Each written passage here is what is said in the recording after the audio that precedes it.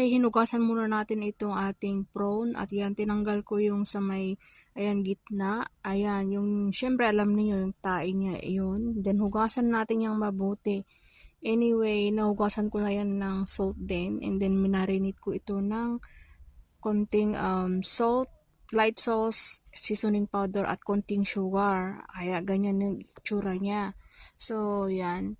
Siyempre, i-marinate ko muna ito isang tabi at ayan, iluluto ko siya ng sibuyas lamang. At yan, pwede na natin ito ilagay yung ating prawn kasi light brown na siya yung ating sibuyas. At ilalagay na natin yung ating na-marinate na prawn. Ayan, madali ang lutuin lamang ang prawn kaya wag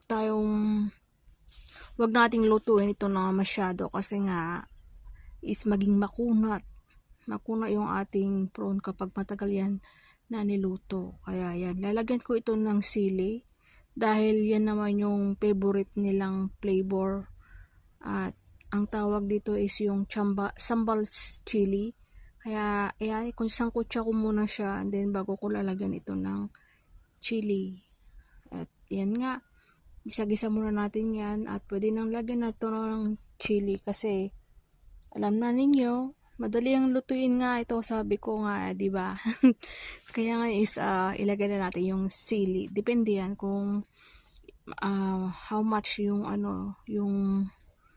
yung prawn na lutuin natin. Dahil ganyan karami lamang yung aking lulutuin. So nasa 1 tablespoon lang yon na chili ang inilagay ko. Syempre, kung sobra namang hanghang to, lagyan natin ng konting sugar pa para ma-less yung ating hanghang ng ating niluluto. So anyway, yan, gisa ko muna siya, ihalo-halo, and then ito pala yon para maging mas malasa yung ating prawn, lagyan ko ito ng calamansi juice. So yan, 3 pieces lamang yan at yan, i-drain ko siya. So yan, ilagay na natin yung calamansi juice. Pambawas din yan ng hanghang, yung spiciness ng ating prawn at yung amoy, syempre. Ayan na yung ating prawn with